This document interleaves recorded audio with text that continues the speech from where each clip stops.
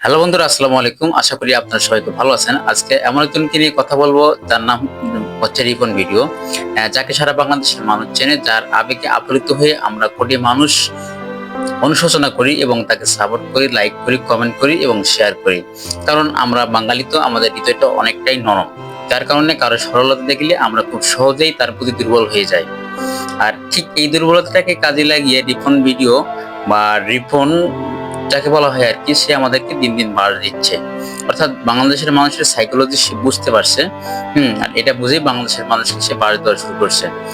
ইতিপূর্বে আমরা শুনতে পাইছিলাম যে তার বাবা মাকে সে খাবার দিচ্ছে না বা তার বাবা মার খোঁজ খবর রাখছিল না। কিন্তু অবশেষে আমরা জানতে পারি যে আসলে কথাগুলো সঠিক ছিল। আমরা জানতে পারছিলাম সে কখনো বিয়েই করে নাই, বাট সেটাও ফোকাস হয়ে গেল, সে বিয়ে করছে এবং তার সন্তানাদি আছে। এটা আমরা সোশ্যাল মিডিয়ার মাধ্যমে যতটুকু পারি শুনতে পারছিলাম।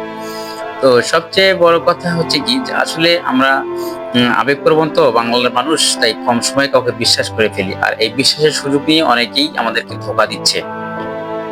তো রিপন ভিডিও একটা পরকের সম্পর্কে ধরা পড়ে যান। তো আসল কথা হচ্ছে কি, যে উনি ধরা পড়ে যান এবং তারপরে উনি বলেন যে আমরা দোষ করলেও দোষ করছি, ভুল করলেও ভুল করছি, আমি ক্ষমা প্রার্থী। প্রথম অবস্থায় 10,000 টাকা দিয়ে সে মুখ বন্ধ করে রাখার একটা প্ল্যানিং করছিল। পরে হয়তো 5 লক্ষ টাকা দেওয়ার একটা চিন্তা ভাবনা বা একটা সিল স্বাক্ষরিত হয়।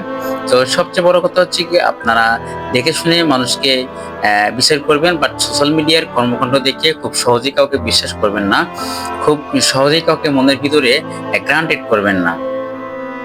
তো এই সমস্ত লোকদের কাছ থেকে আপনার সবসময় সাবধান থাকবেন। তো এরা সোশ্যাল মিডিয়ায় সহজ সরল হলেই যে বাস্তব লাইফে যে এরা আসলেই ভালো হবে বা ভালো মানুষ হবে বা এদেরকে আমরা ফলো করব, এমনটা কোনো কারণ নেই। সোশ্যাল মিডিয়ার সবকিছুকেই বিনোদন হিসেবেই নিতে হবে।